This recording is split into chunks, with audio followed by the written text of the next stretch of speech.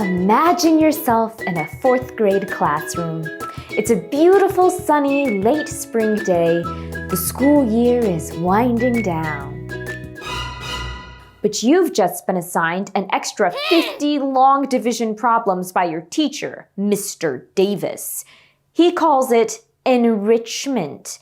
He's just sitting there at his desk. More like busy work. As you carry the 9 for the umpteenth time, you hear a sound from outside. What? Miss Thompson's class is outside. They get to have recess?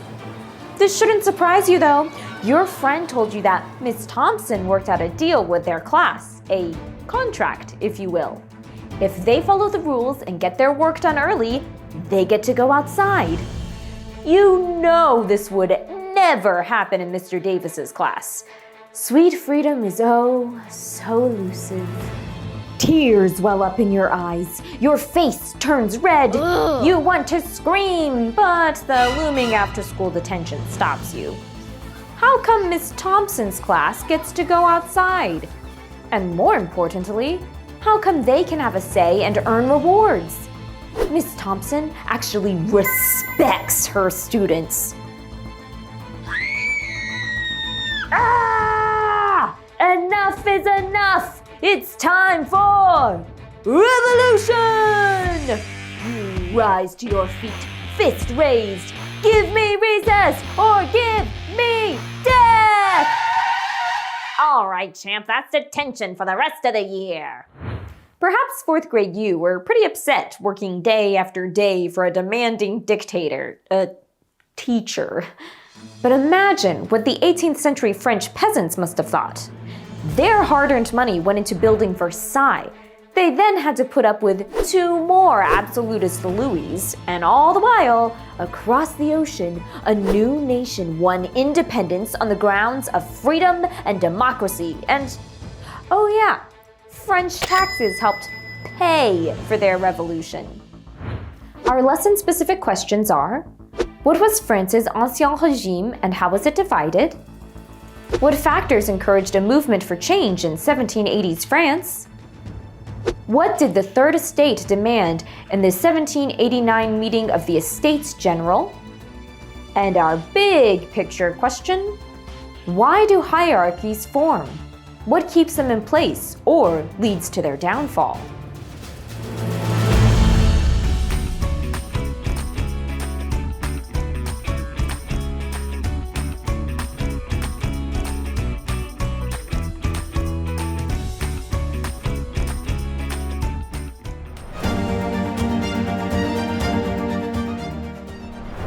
For much of the 18th century, France was among the most advanced countries in Europe.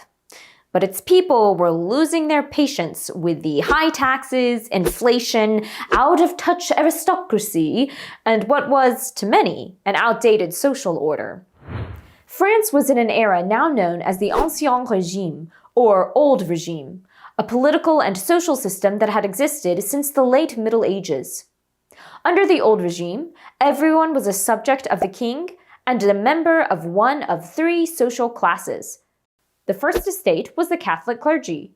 This small group was responsible for social policy, education, and some state functions. As representatives of the church, the clergy collected massive amounts of money per year from tenant rents and tithes, but were exempt from taxation. Most higher church officials were quite wealthy and had political influence. Now, jot down some notes on the First Estate.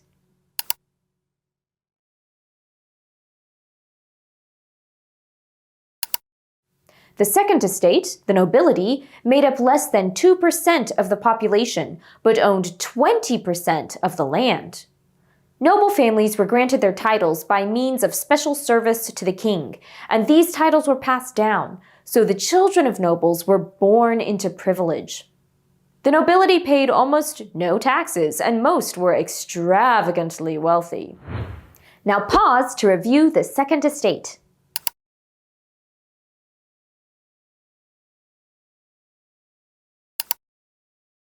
These first two groups thrived in a world of inequality, and they didn't want that boat to be rocked by Enlightenment thinking.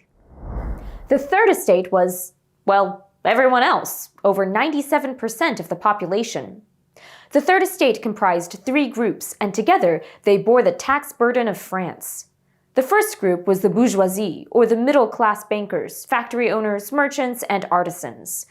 They were well-educated and believed in Enlightenment ideals. Some were quite wealthy.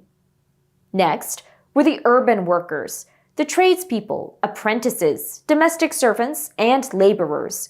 They were poor and frequently unemployed. Finally, there were the peasants, who made up 80% of France's population. They paid half their income in dues to nobles, tithes to the church, and taxes to the king. Now pause to review the third estate.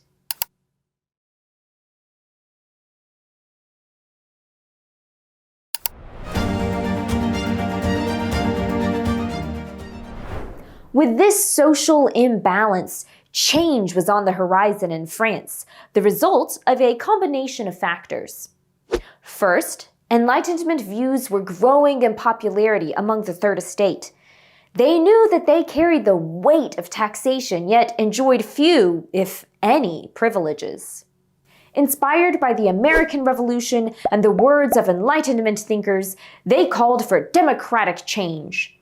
In a deviation from the words of Louis XIV, Louis-Alexandre Delaunay wrote, "The Third Estate is the people, and the people, the state itself." The second factor was a declining economy in the 1780s. High taxes made running a French business prohibitively expensive, with the bourgeoisie bearing the brunt of this. Crop failures led to the cost of bread doubling in 1789. And if you know how the French feel about their baguettes, this was basically the worst-case scenario. Extravagant government spending led to heavy debt, and even King Louis XVI had been cut off by French banks. Nope. Speaking of Louis, the third factor was a weak monarchy. Louis wasn't necessarily a bad guy. He was just a bad ruler, indecisive, inattentive to detail, unwilling to listen to his advisors, and lacking follow-through. When Louis married Marie Antoinette, daughter of Maria Theresa, she was immediately unpopular due to her Austrian Habsburg bloodlines. She didn't help her cause once in France, as she was nicknamed Madame Deficit for her extravagant spending on clothing and jewelry and her massive gambling losses. What factors encouraged a movement for change in 1780s France?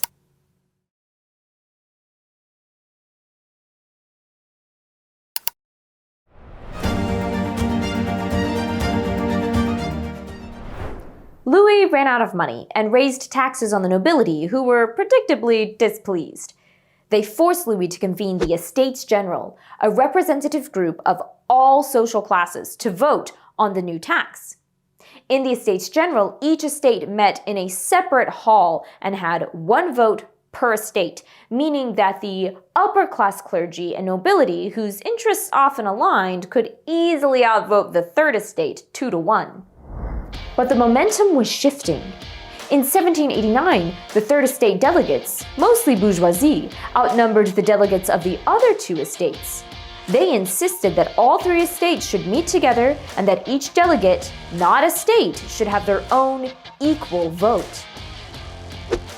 What did the Third Estate demand in the 1789 meeting of the Estates General? Why do you think they took this approach?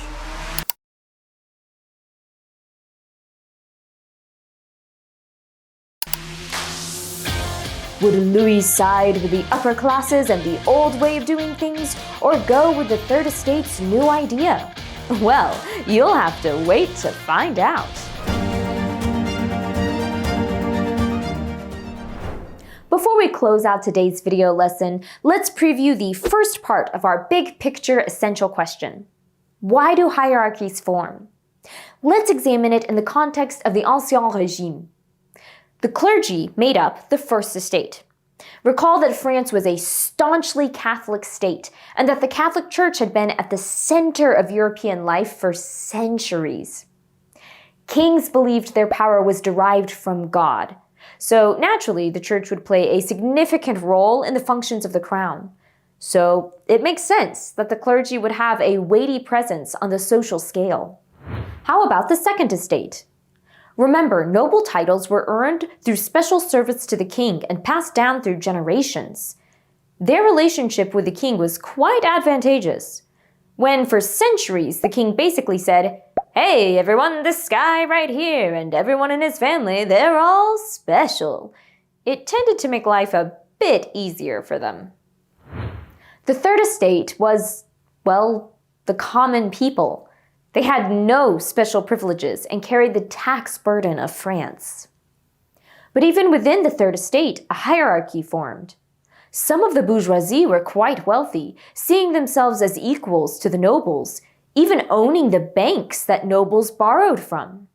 So they assumed the highest unofficial rank within the third estate for their wealth and education. This hierarchy was kept in place by a system built on preferential treatment. Removing tax burdens for the wealthy kept their flow of cash unencumbered. On the other hand, the third estate faced unemployment, low pay, and high taxes, which were necessary to offset the lack of taxation on the upper classes. All in all, the system was set up to keep the higher classes on top and the lower classes bearing the burden of making France actually functional while receiving none of the perks. Sounds like a recipe for success, right? I guess if you consider a seismic, bloody revolution that shook France to its core a success. Are you ready for the storming of a French prison, the reign of terror, and people who didn't wear fancy pants? Yeah, well, all of that is coming up soon. Until then, folks, remember, history is everywhere.